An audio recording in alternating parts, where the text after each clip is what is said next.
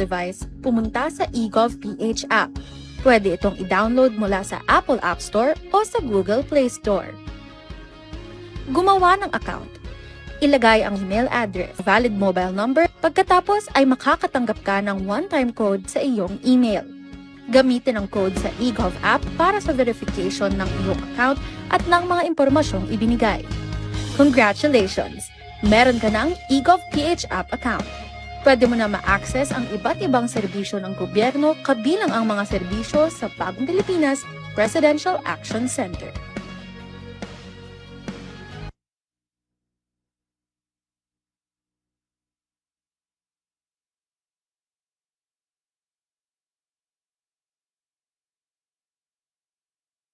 Sa bawat ani may dahon, balat at mga hiblang nauuwi lang sa basura. Pero inutusan ni Pangulong Ferdinand Marcos Jr. Homeowners Association. Alamin ang inyong mga karapatan kasama ang Human Settlements Adjudication Commission. Housing Rights with HSAC. Magsisilbing gabay mo sa tamang proseso at hakbang sa pagtataguyod ng inyong karapatan bilang isang homeowner. Kaya't halina kabayan, huwag magpahuli sa mga mahalagang impormasyon at gabay mula sa HSAC para sa isang maunlad, mapayapa at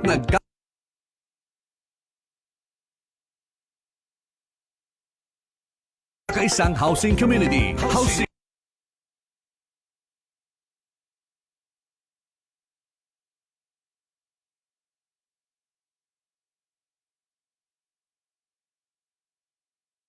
Rights with HSAC. Dito sa Radyo Pilipinas World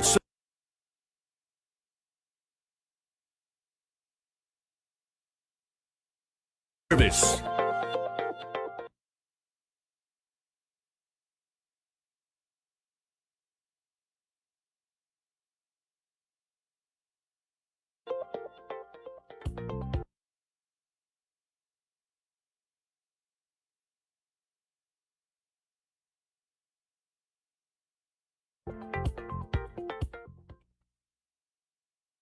Magandang araw Pilipinas, Luzon,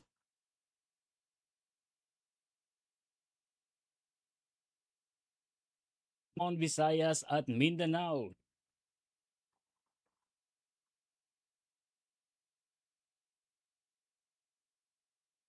Magandang araw, si Dingdong Dantes po ito. Dahil Siyempre, taon-taon kahit tayong masungit ang binibisita ng laganap. bagyo, kailangan handa tayong harapin ito. Naalala ko si Mami, meron siyang isang envelope kung saan nakatago ang mga importanteng dokumento para madaling kunin at dalhin kapag may bagyo. Ang misis ko naman, may nakahanda palaging emergency go bag na may lamang damit, gamot, pagkain, tubig at pera na kasya hanggang 3 araw sakaling kailanganin namin pumunta sa evacuation center. At syempre, ang toka ko, bago pa dumating ang bagyo, sinisilip ko na kung may mga butas ba yung bubong o ang ibang parte ng bahay na kailangang i-repair. Nakamonitor din ako sa updates ng pag-asa tungkol sa bagyo. May kanya-kanyang responsibilidad sa bahay para sure na ligtas ang buhay. Dahil, #panatag ang may alam. Maging panatag Pilipinas. Paano nga ba mag-register para magkaroon ng schedule sa Bagong Pilipinas Presidential Action Center? Narito ang mga dapat gawin. Gamit ang iyong mobile device, pumunta sa eGov.ph app. Pwede itong i-download mula sa Apple App Store o sa Google Play Store. Gumawa ng account. Ilagay ang email address, valid mobile number, pagkatapos ay makakatanggap ka ng one-time code sa iyong email. Gamitin ang code sa eGov app para sa verification ng iyong account at ng mga impormasyong ibinigay. Congratulations! Meron ka ng eGov.ph app account. Pwede mo na ma-access ang iba't ibang serbisyo ng gobyerno kabilang ang mga serbisyo sa Bagong Pilipinas Presidential Action Center.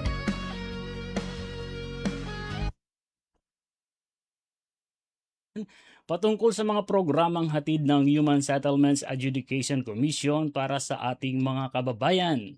Magandang araw rin sa ating mga Pilipinong naninirahan at nagtatrabaho sa iba't ibang panig ng mundo.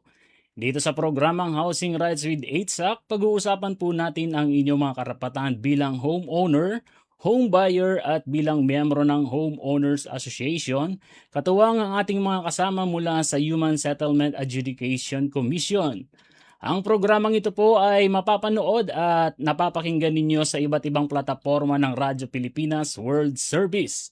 Unang-una na po sa ating social media platforms. At kung mas Live niyo po kaming napapanood sa Facebook pages ng Radyo Pilipinas World Service at ng Human Settlements Adjudication Commission, maging sa mga Facebook pages ng Regional Adjudication Branches ng 8SAC sa buong Pilipinas. At ganoon na rin sa mga regional station ng Radyo Pilipinas sa buong bansa. Sabayan rin po tayong napapanood sa YouTube channel ng Radyo Pilipinas World Service. Kami rin po ay inyong napakikinggan live sa aming audio streaming sa pamamagitan naman ng PBS eBox Receiver app. Punta lamang po kayo sa inyong mga Google Play Store kung ang phone nyo po ay Android o kaya naman sa Apple Store kung Apple ang inyong gamit. I-search lang po ang PBS eBox Receiver app at i-download. Makikita nyo na po ang lahat ng audio live streaming ng Presidential Broadcast Service, Bureau of Broadcast Services. Siyempre, unahin nyo na pong hanapin ang ating himpilang Radyo Pilipinas World Service. At para naman sa ating mga overseas Filipinos working and living abroad, mapapakinggan nyo po ang programang ito sa aming shortwave radio broadcast gamit ang pasilidad ng United States Agency for Global Media o USAGM na mas kilala bilang Voice of America o VOA na nakabase sa Tinang Tarlac. Sa pamamagitan naman po ng iba't ibang shortwave frequencies, ang 9.920 MHz, 12.120 MHz at 15.190 MHz. Sa unang bahagi ng ating programa, pag-uusapan po natin ang tinatawag na prohibited pleadings and motions, kung saan ipapaliwanag ng ating resource person ang pagkakaiba nitong dalawa at kung ano-ano ang ipinagbabawal na pleadings at motions sa pagdinig ng isang kaso. Sa ikalawang bahagi naman ng programa, ating tatalakayin ng isang kasong dinesisyonan na ng Korte Suprema. Itong isang landmark case na tungkol sa Homeowners Association dues. Ano ba ang responsibilidad ng seller o ng buyer pagdating sa pagbabayad sa kanilang mga bayarin sa asosasyon? Sigurado marami na naman ang makaka-relate sa topic na ito kaya tumutok na kayo mga kababayan.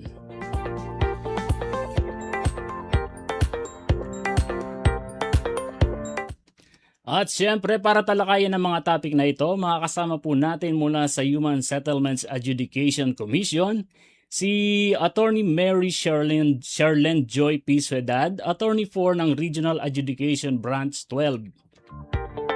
Magandang araw po, Attorney Charlene. Welcome po sa panibagong episode ng programang Housing Rights with 8SAC. Magandang umaga, Sir Jay. Magandang umaga po sa ating lahat. At maraming salamat po, Sir Jay, at sa Radyo Pilipinas. On behalf of the Human Settlements Adjudication Commission, headed by our Executive Commissioner Avelino D. Tolentino III, and the entire Commission and Bank, we would like to thank our viewers and listeners for watching our show. Sana po ay marami kayong mapulot na aral ngayong araw.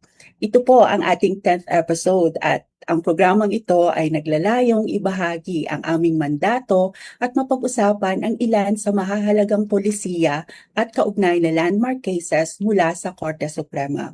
And we are hoping po na itong mga discussions natin will guide our listeners in further understanding ang kanilang mga karapatan at kung paano po sila napoprotektahan ng ating mga batas. Ngunit nais po nating ipaalala at idiin sa ating mga kababayan na guide o gabay lamang ang anumang mapag-uusapan dito dahil lahat naman po ng kasong idinudulog sa HSAC ay nire-resolba ayon sa aligasyon at mga ebidensya na sumusuporta nito. Kaya case-to-case basis kumbaga. Magdidepende pa rin po ang magiging desisyon base sa ebidensya na ipipresenta ng bawat panig. Ayun, tulad nga po ng nabanggit ko, Attorney Charlene, pag-uusapan po natin itong prohibited pleadings and motion. Pero Ano po ba muna ang ibig sabihin nitong pleading at ng motion? Yes, Sir Jay. So, ano nga ba itong mga pleadings at motion? Ang pleadings po ay ang mga formal na dokumentong isinusumite sa HSAC na naglalaman ng inyong panig, reklamo o depensa. Dito nakasulat ng buo kung ano ang pinaglalaban ng nagdedemanda at kung ano naman ang paliwanag o panig ng inirereklamo. Samantala, ang motion o motion ay isang formal na kahilingan sa ating adjudicator o sa komisyon para gumawa ng isang partikular na utos, aksyon o pabor na hindi saklaw ng pangunahing reklamo. Ginagamit ito bilang kasangkapan para umusad ng maayos ang kaso, humingi ng palugit o ipatupad ang desisyon. Ibig sabihin po, Attorney Sherlyn, meron pong uri ng mga pleadings at motion na pinagbabawal. Bakit hindi po ito pinapayagan ng korte? Tama po, Sir Jay. Ang pagkakaroon nitong prohibited pleadings and motions ay mahalaga para sa mga kliyente ng HSAC dahil ito ang pumuprotekta sa kanila laban sa magastos at mas matagal na proseso. Sa pamamagitan ng pagbabawal sa mga ito, napipigilan ang mga sinasadyang pagkaantala na madalas ay upang patagalin ang kaso. Dahil sa mga pagbabawal na ito, napipilitan ang magkabilang panig na tutukan agad ang tunay na issue sa kanilang kaso na nagreresulta sa mas mababang gastos, mas mabilis na paglabas ng desisyon at isang patas na laban kung saan ang hustisya ay binabase sa katotohanan ng ebidensya.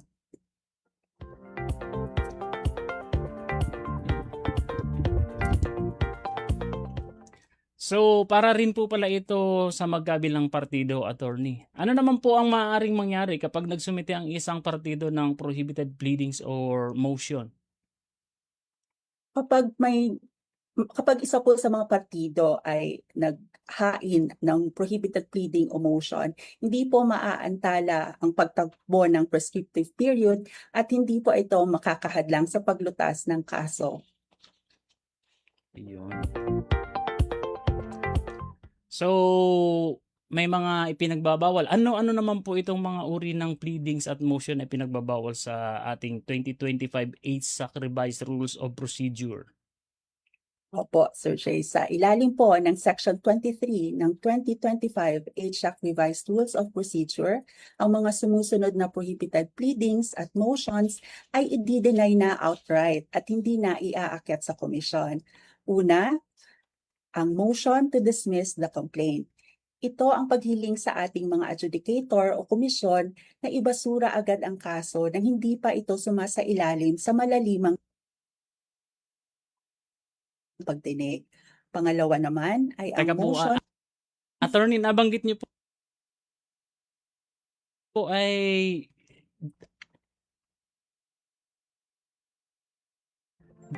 yung motion to dismiss ay ipinagbabawal din. Paano po kung sakali na naniniwala ang isa sa mga partido na hindi dapat ituloy ang kaso? Ano po ang dapat niyang gawin? kasi po kung papayagan po natin yung motion to dismiss, magiging madaling paraan po siya para i-delay agad ang kaso kahit hindi pa nasisimulan. Instead po, pwede pong dumiretso na ilagay sa answer ng ating respondent at magpuproceed na po ang adjudicator sa merits ng kaso at doon na po sila mag-argue sa mga technicalities tulad ng jurisdiction or venue. Oh. So kung ang ginagawa na lang kung may valid na ground naman talaga, pwede pa rin siya erase sa answer po as affirmative defense. Okay, sige po. Continue na po tayo, Attorney. Yes po. Sige po, Sir Jay. So sa pangalawa po, meron tayong motion for bill of particulars o paghingi ng mas malinaw o detalyadong paliwanag tungkol sa ilang bahagi ng paratang o reklamo. Ipinagbabawal ito upang maiwasan ang mga pagkakaantala. Pangatlo naman ay ang petition for relief from judgment o paghiling na ipawalang bisa ang pinal na desisyon.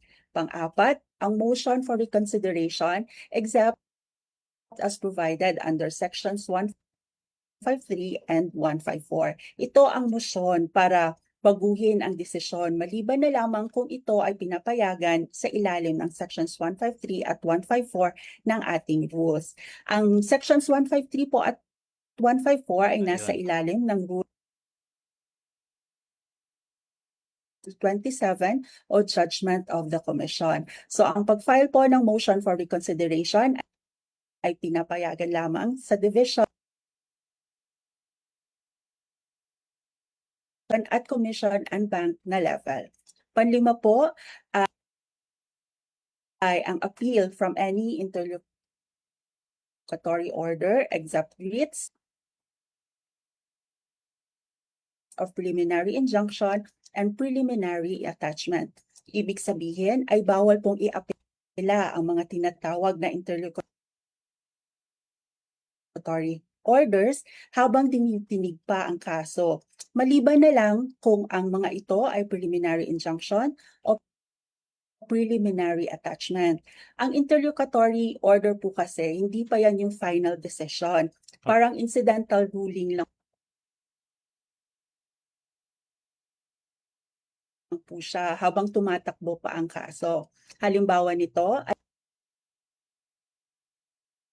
ang denial ng motion for postponement. So kung papayagan po nating i-appeal ang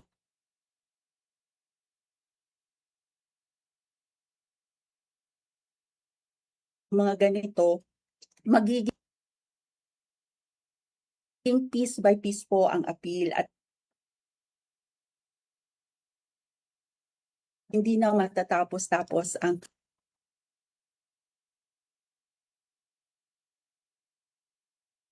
kaso. Kumbaga yun po Pero- ang magkakos ng delay.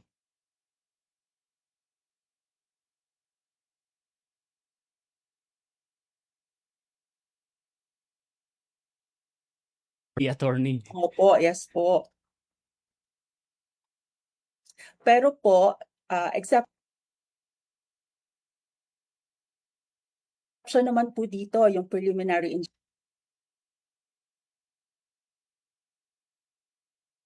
injunction at attachment dahil pwede silang magdulot ng kasi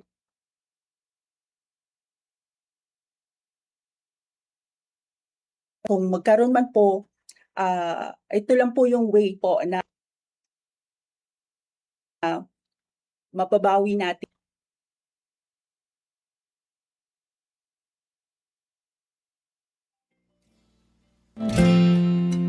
ang trabaho na walang sweldo. Isang propesyong walang sweldo ang pagiging ina. Ngunit, kailangan ng galing tulad sa isang auditor para sa maayos na gagawing pagbabudget sa mga gastusin ng pamilya.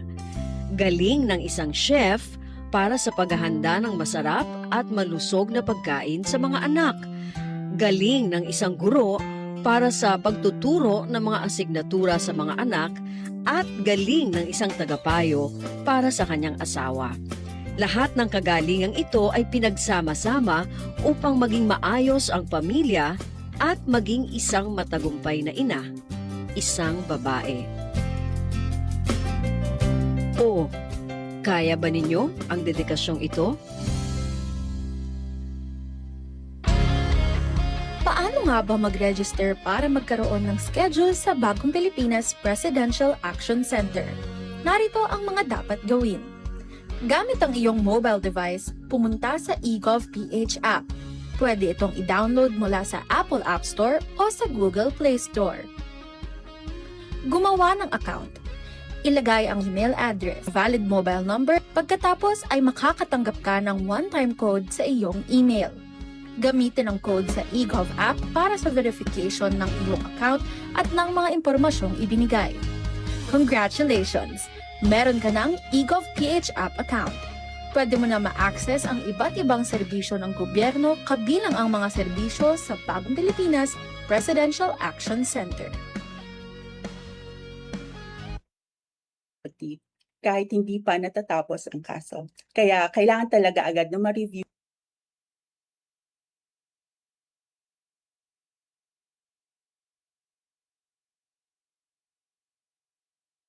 yung preliminary attachment and preliminary injunction. Okay. Pang-anim naman po ay ang dilatory motion for extension of time o paghiling sa dagdag oras sa pagpasa ng dokumento na maaaring gagamitin upang maatubili o magpatagal sa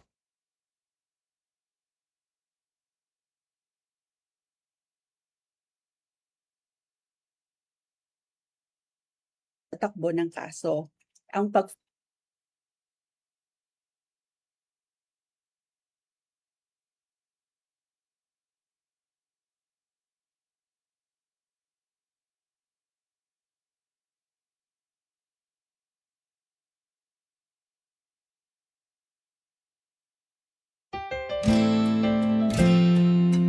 Ang trabaho na walang sweldo. file ng motion for extension Isang propesyong walang sweldo ang pagiging ina. Ngunit, kailangan ng galing tulad sa isang auditor para sa maayos na gagawing pagbabudget sa mga gastusin ng pamilya. Galing ng isang chef para sa paghahanda ng masarap at malusog na pagkain sa mga anak. Galing ng isang guro para sa pagtuturo ng mga asignatura sa mga anak at galing ng isang tagapayo para sa kanyang asawa. Lahat ng kagalingang ito ay pinagsama-sama upang maging maayos ang pamilya at maging isang matagumpay na ina, isang babae. O, kaya ba ninyo ang dedikasyong ito?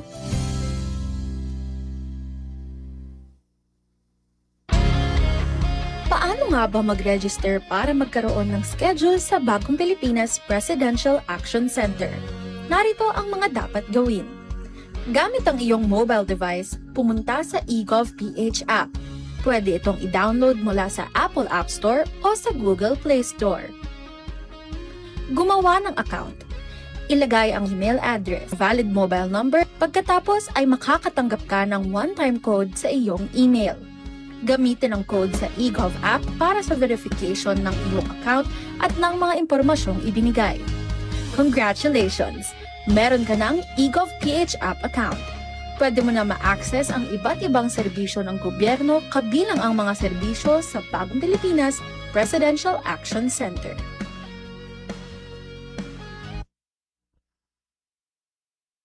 Pang-anim naman po ay ang dilatory motion for extension of time o paghiling sa dagdag oras sa pagpasa ng dokumento na maaaring gagamitin upang maatubili o magpatagal sa takbo ng kaso. Ang pag-file ng motion for extension of time ay pinapayagan naman po. Basta't may sapat na dahilan at hindi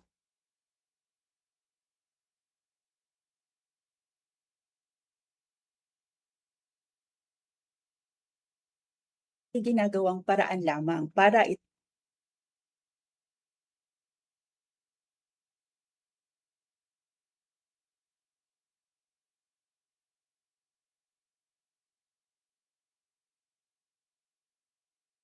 delay ang kaso.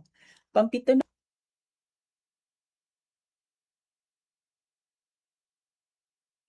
naman po ay ang fourth and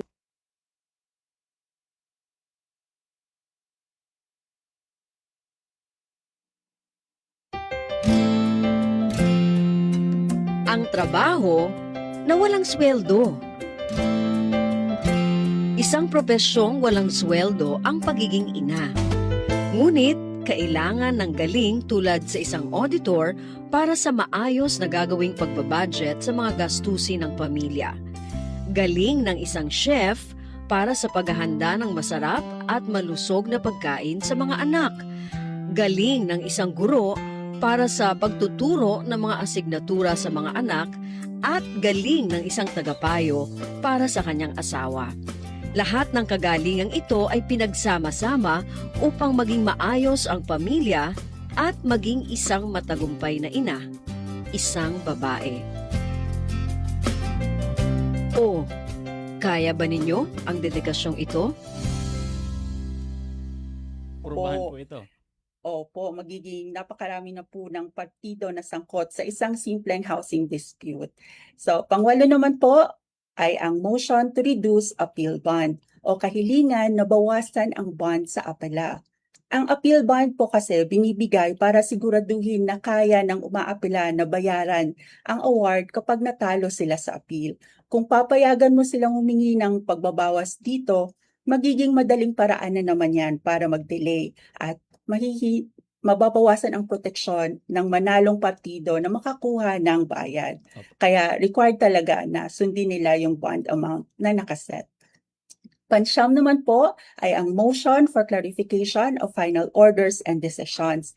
Ito po ang motion na formal na nagtatanong o humihingi ng linaw sa adjudicator o commission tungkol sa isang pinal na desisyon. Pansampo ay ang rejoinder. Ito sana ang huling sagot na inireklamo laban sa reply. At panghuli, iba pang uri ng mga pleading at motion na may pagkakapareha ng uri o intensyon upang makalusot sa probisyong ito o maging dahilan upang maantala ang proceedings. At sa muli po, tandaan po natin na ang paghahain ng ganitong mga pleading o motion ay hindi po makakaantala sa pagtakbo ng prescriptive period at hindi po ito makakahadlang sa paglutas ng kaso. Medyo may mga points lang po ako dito, attorney, na nakuhanan ko ng pansin. Yung balikan po natin. Itong sa ikalawang nabanggit nyo po. Paano po kung sakaling naguguluhan o hindi pa lubusang naiintindihan ng inireklamo kung ano ba ang isinampang kaso sa kanya? Ano po ba ang gagawin niya upang makahingi ng kopya ng bahagi ng reklamo?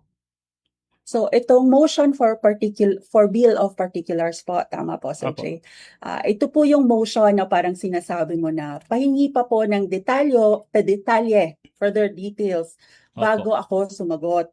Pero sa HF po, expected na po na sumagot ka na base po sa general allegations. Tapos during mandatory conference na lang po at position papers, doon na po lalabas yung buong detalye ng kaso. So hindi na kailangan pang mag-request ng particulars bago pa man mag-file ng answer. Makakadelay lang po yon sa kaso. Okay.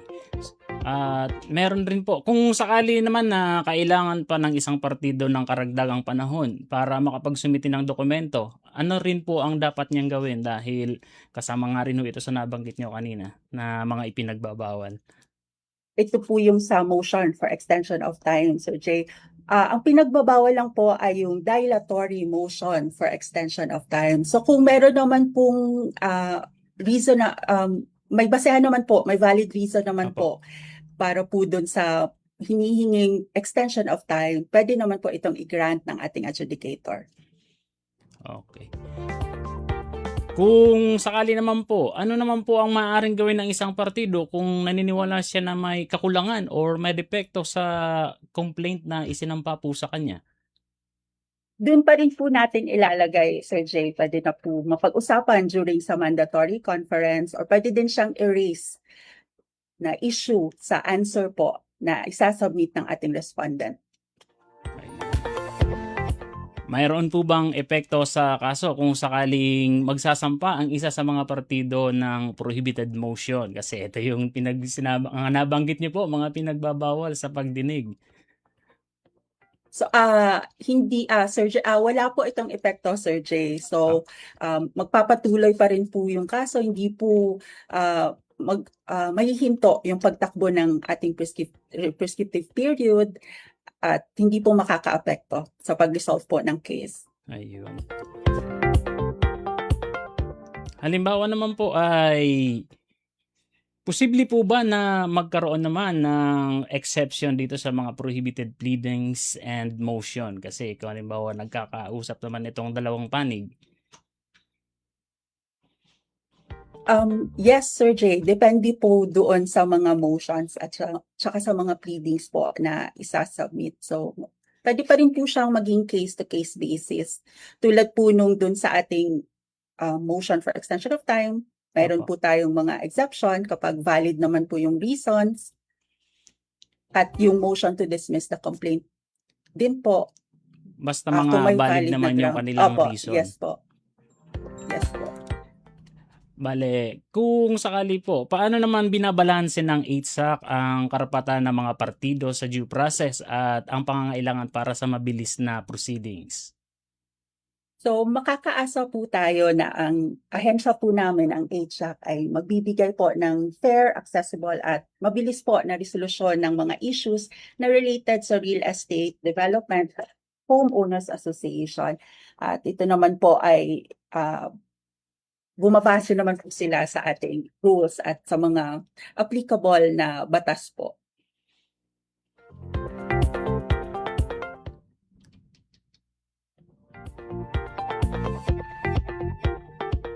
Baka meron pa pong mga karagdagan na impormasyon para sa ating mga kababayan hinggil po dito sa prohibited pleadings and motion, attorney.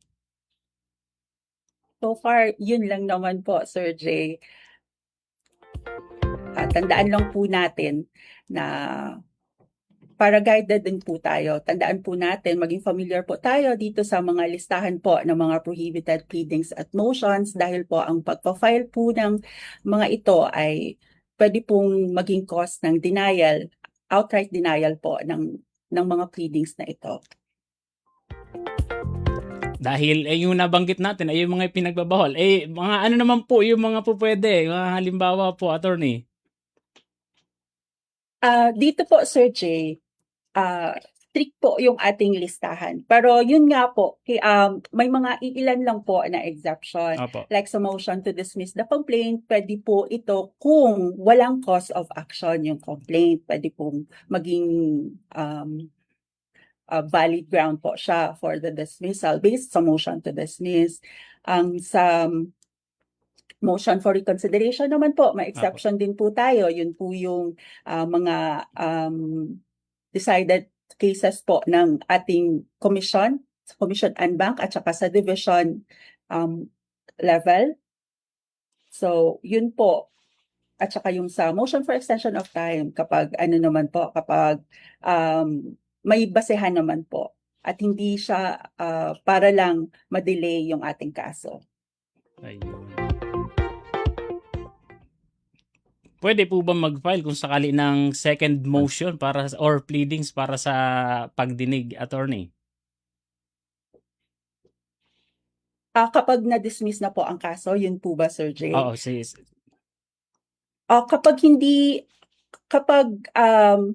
Usually po kasi kapag decision na po ang ating adjudicator at nakalagay naman po na without prejudice, so pwede po tayong file ulit ng kaso, ng complaint, yes po, ng kaso. Ayun, malinaw.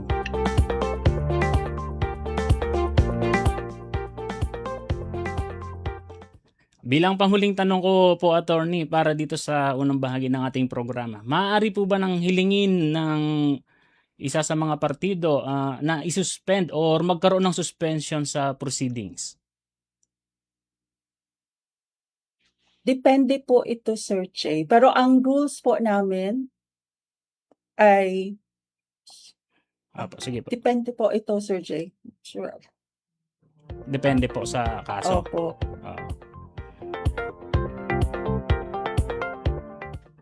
Ayan, napakaliwanag po ng pagpapaliwanag sa atin ni Attorney Sherlyn tungkol dito sa prohibited motions and pleadings.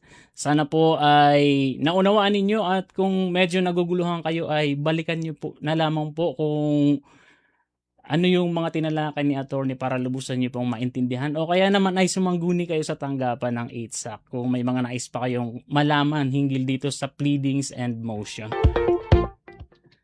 Samantala, bago tayo tumungo sa ikalawang bahagi ng ating programa, magbigay daan muna tayo sa ilang mga paalala. Huwag kayong bibitiw mga kababayan at magbabalik pa rin po ang programang Housing Rights with 8SAC.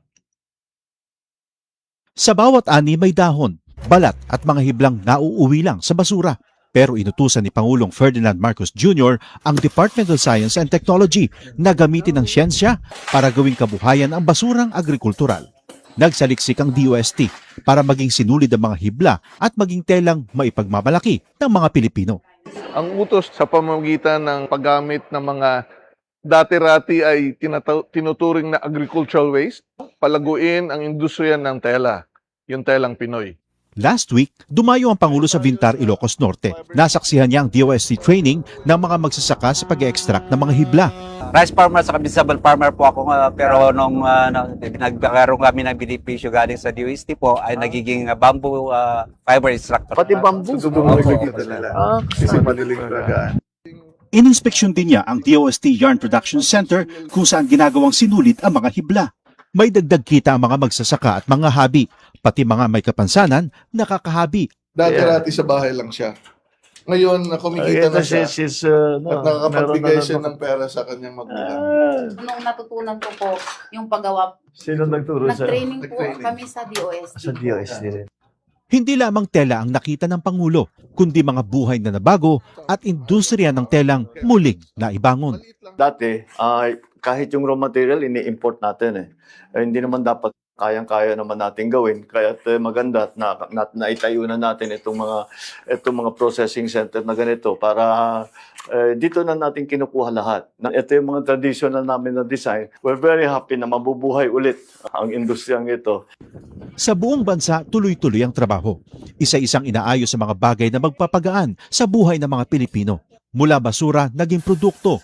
Mula siyensya, naging kabuhayan. Bit-bit ang mga bagong oportunidad sa mga Pilipino.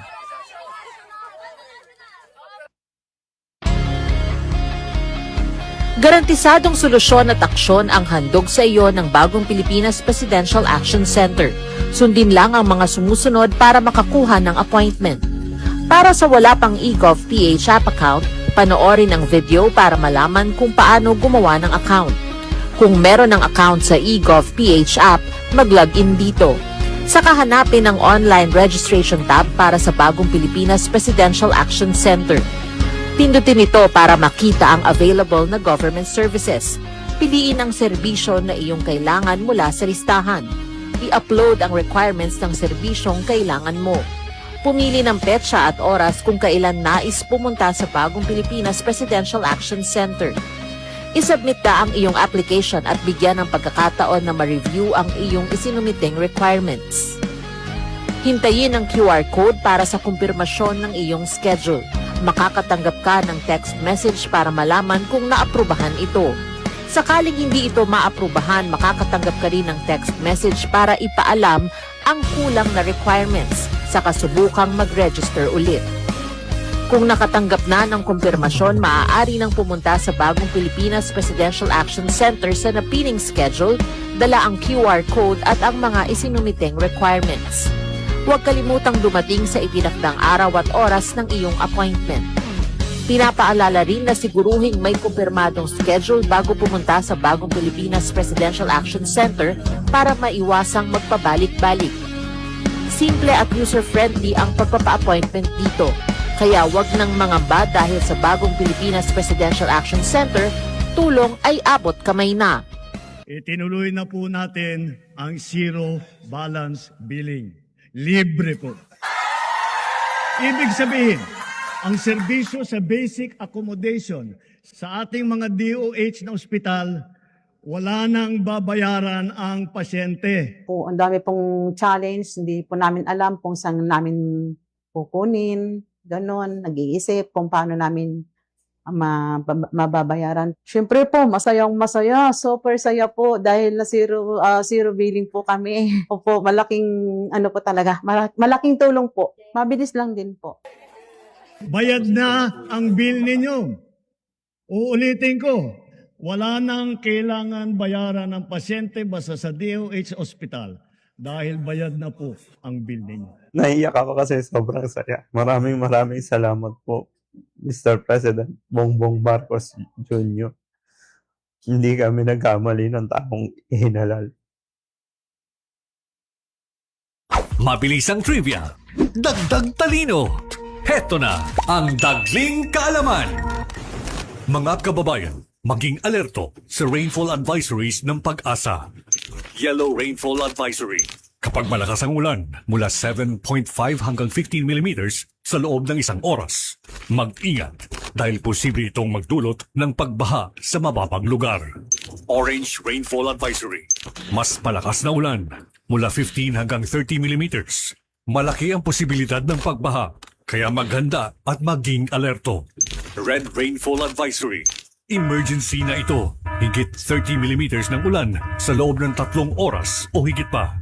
Kapag nakataas ang red advisory sa inyong lugar, huwag mag-aksaya ng oras. Agad na lumikas para sa kaligtasan ng inyong pamilya.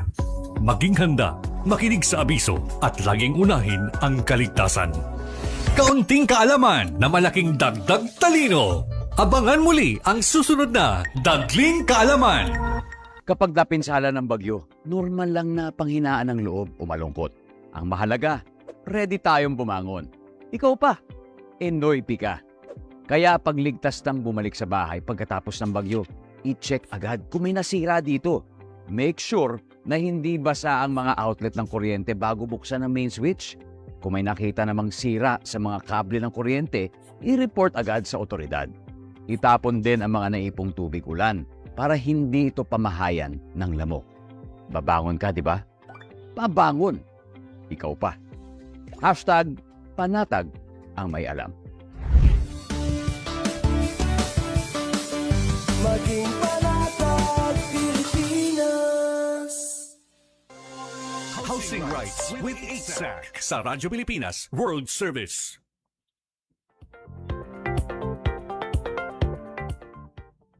Muli na pong nagbabalik ang programang Housing Rights with 8SAC at ako pa rin po ang inyong lingkod, Jay Arevalo.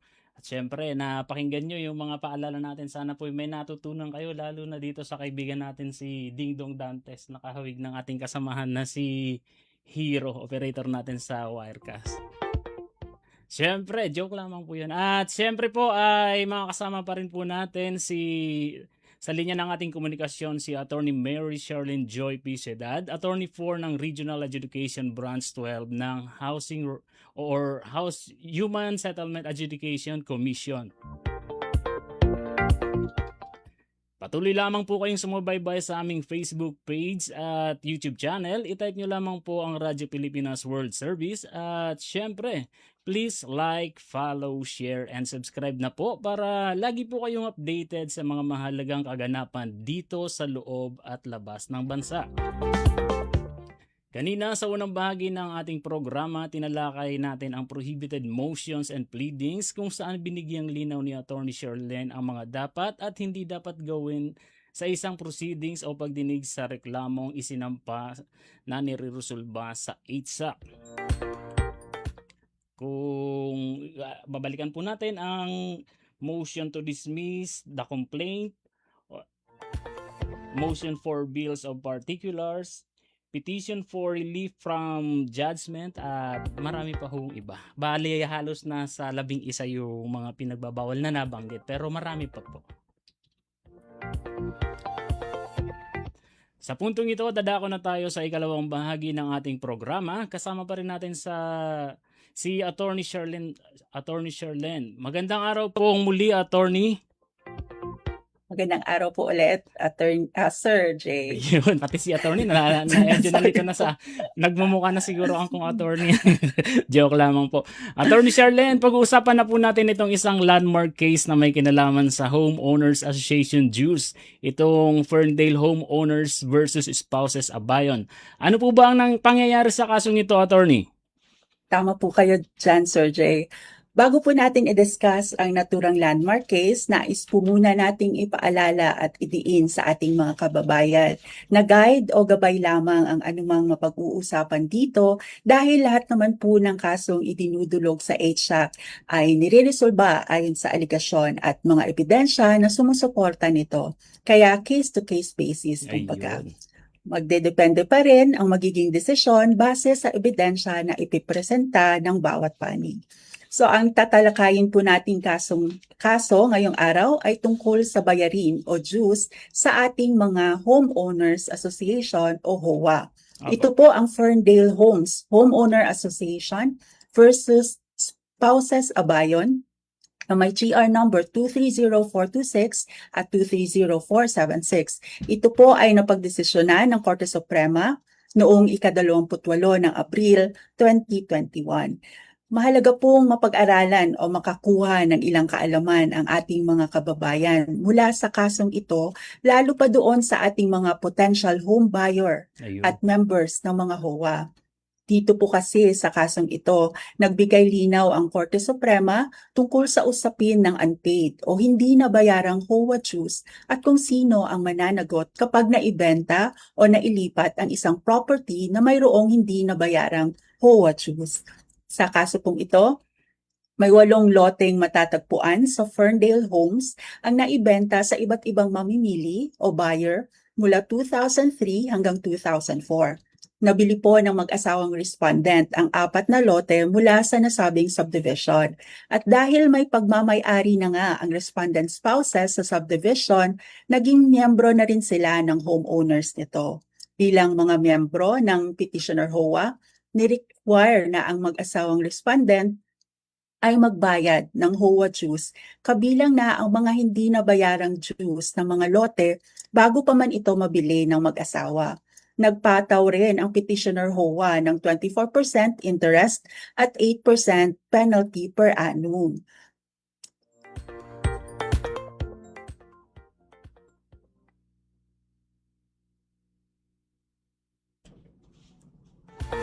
Dahil po sa masyadong mataas po na siningil sa kanila na interest. Opo. Noong December 2013 po, nagsampa ng reklamo laban sa petitioner HOA ang mag-asawang respondent sa Housing and Land Use Regulatory Board o HLURB. Ito naman ang ahensyang pinagmanahan ng adjudicatory powers ng HSAC.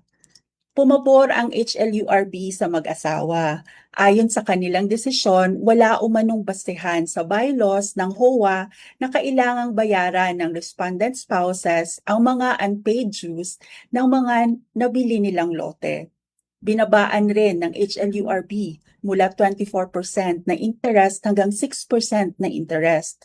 Tinanggal rin ng HLURB ang 8% na penalty. Ipinag-utos rin ng HLURB na i-refund ang mag-asawa para sa ilang bayarin mula sa mga nasabing interest at penalty. Samantala, ang petitioner HOA naman po ay umapela sa Court of Appeals at dito napaliktad ang ilan sa mga naunang desisyon ng HLURB Board of Commissioners. Ayon naman sa Court of Appeals, 12% dapat ang interest para sa mga late payments at 8% naman para sa penalty. Medyo bumaba. Ano nga po uli yung sa una natin? Umaabot ng 24% ang multa at yung interest and yung penalty ay 8%. Yes So, po, Sir Jay. umaabot ng 32%. Pero ano mang nangyayari doon? Kung matagal na po yung panahon, di ang laki na po ng naging tubo. Oh, yes po, Sir Jay. Ito po yung pinataw ng HOA, 24% na interest at 8% penalty po per annum. Opo. Tapos nung inapila naman ay naging 12% po o 12%. Tama po ba, attorney? Opo. Inapila po ito sa, sabi po ng HLURB, binabaan po nila ang interest mula 24%, ginawang 6% at tinanggal na po yung 8% na penalty. At pagdating naman po sa Court of Appeals, binaliktad naman po yung desisyon ng HLURB. Dapat daw po ang interest ay 12% at binalik po ang 8% na penalty. Ayun, at least medyo magaan-gaan na po para sa ating respondent, attorney. So, medyo back and forth po pala itong nangyayari dito, Attorney Sherlyn. Ano naman po ang naging tugon dito ng Korte Suprema nang makarating po sa kanilang tanggapan? Ganun nga po, Sir Jay. Komprehensibo naman po ay naging desisyon ng Korte Suprema sa kasong ito. Pero para po sa benefit ng mga tagapakinig nating nagnanais bumili ng mga lote o property o nakabili na at nasasakupan rin ito ng isang HOA, may dalawang particular na issue po tayong pag-uusapan. Opo. Una po, dapat nga bang magbayad ng mga naipong HOA dues ang mag-asawang respondent bago Ayun pa nga man po yung nila malaking mabili? Opo, bago pa man nila mabili yung mga lote.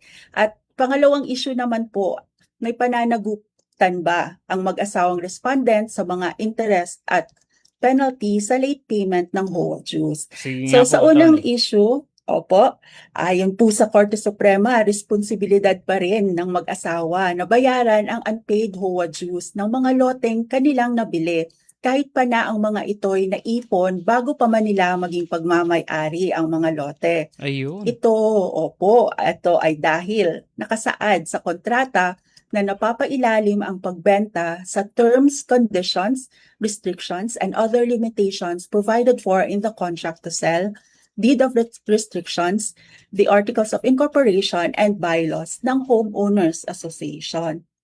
Ayon po sa Supreme Court, ang association dues ay hindi lamang simpleng utang ng dating may-ari. Kapag ito po ay nakasaad sa kontrata, deed, articles of incorporation, and bylaws ng HOA at hindi ito nabayaran, nagiging lien o pananagutan ito na nakakabit mismo sa property. Kaya sa oras na naibenta o nailipat ang pagmamay-ari sa property, hindi nawawala ang lien. Napupunta sa bagong may-ari ang obligasyon ayusin ang mga unpaid dues. Ayon pa sa desisyon ng Supreme Court at magandang paalala na rin po ito sa ating mga buyers. Ayun, kaya dapat makinig po sila. Opo, inaasahan pong nagsagawa ng due diligence ang mag-asawang respondent. Dapat bilang buyer ay sinuri nila ang mga dokumento at nagtanong sa HOA tungkol sa anumang outstanding obligations ng mga loteng kanilang binili o bibilhin. Patungkol naman po sa ating pangalawang issue, kung may pananagutan ba ang mag-asawa sa mga interest at penalty sa late payment ng HOA dues, ayon sa Korte Suprema, may karapatan ang petitioner HOA sa ginawa nilang pagsingil sa mga interest at penalty dahil malinaw ang mga ito sa kanilang rules. Ngunit kahit may ganito silang karapatan, ayon sa Supreme Court, masyado namang mataas ang 24% na interest at 8% penalty bawat taon. Sang-ayon ang Korte Suprema sa Court of Appeals na bawasan ang mga ito. Sa halip na 24% interest ay dapat gawing 12% bawat taon at habang ang 8% penalty ay dapat gawing 6% bawat taon. Yun, bali, dun sa dalawang punto na tinalakay niyo, attorney, una yung dapat ay magbayad itong respondent pala. Kaya talagang kapag bibili po tayo ng isang property o mga property ay dapat kailangan maging mabusisi tayo sa mga dokumento kasi ayun yung nabanggit nyo doon sa inyong binasa or sa inyong ipinahayag, attorney, ay parang nagkaroon ng kapabayaan itong buyer kaya hindi niya masyadong naaral yung mga dokumento. Kaya napaka-importante po sumangguni sa mga eksperto, attorney, kung kailangan na may mga legal terms or legal advice ay mas magandang sumangguni po sa mga professional, attorney? Yes po, tama po kayo, Sir Jay. Opo, part din po yan ng responsibilidad ng bilang buyer, yung pagkandak po ng due diligence. Opo. Dapat sinusuri po ang mga dokumento. At kung part naman po siya ng subdivision, ay magtanong po sa HOA kung ano ba yung status ng property. Kung may outstanding obligations ba ang mga loteng kanilang bibilhin.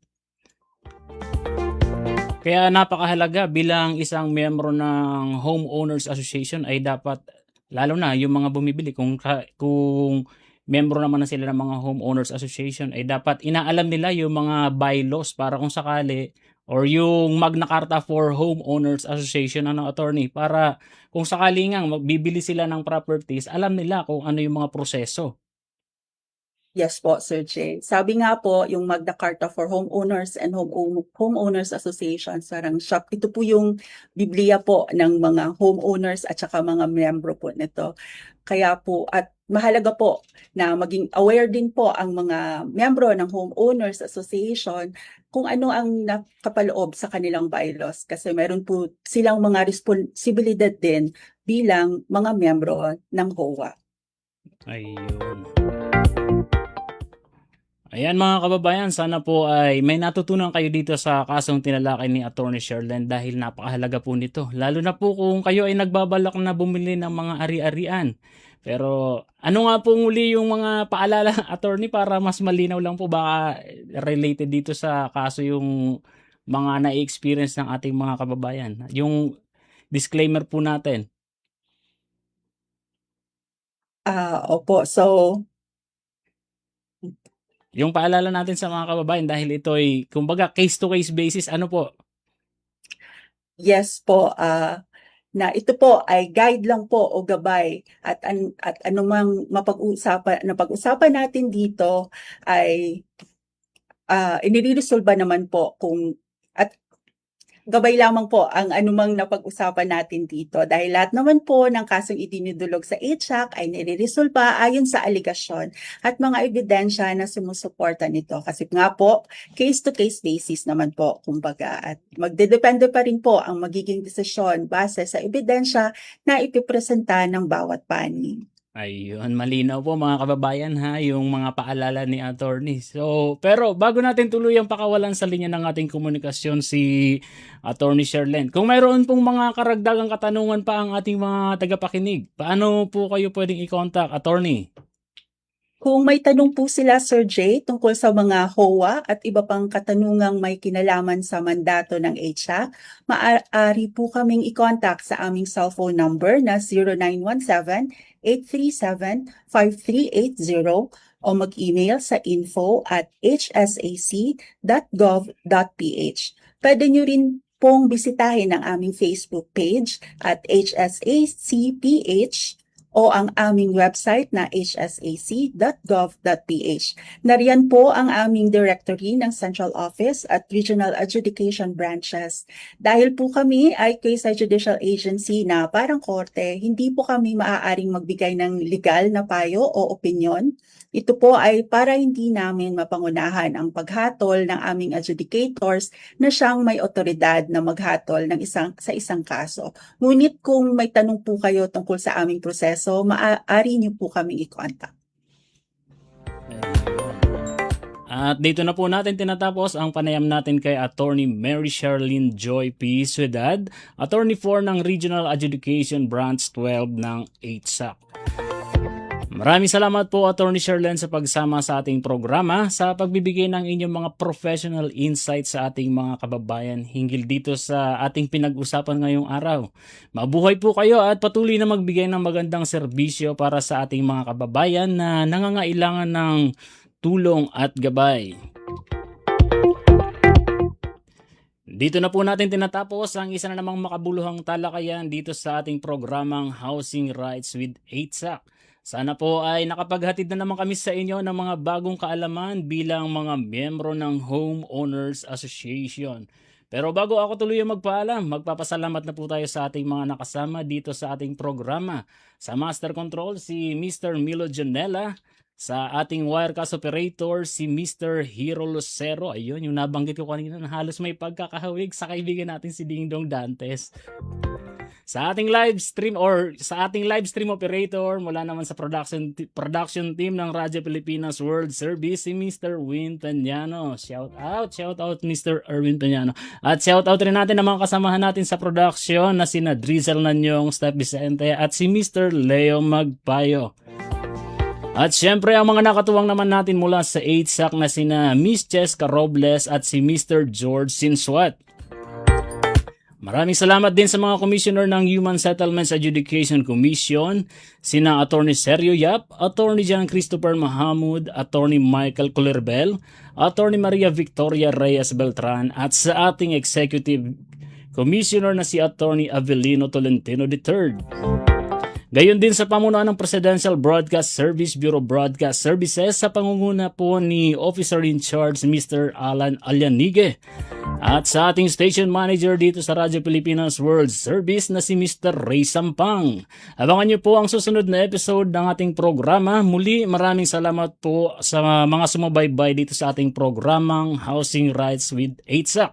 At ako po ang inyong lingkod, Jay Arevalo. Maraming salamat po. Stay safe, kabayan. Narito na kabayan, ang programang Housing Rights with 8SAC.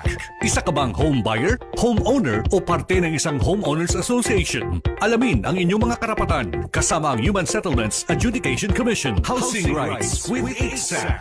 Magsisilbing gabay mo sa tamang proseso at hakbang sa pagtataguyod ng inyong karapatan bilang isang homeowner. Kaya't halina kabayan, huwag magpahuli sa mga mahalaga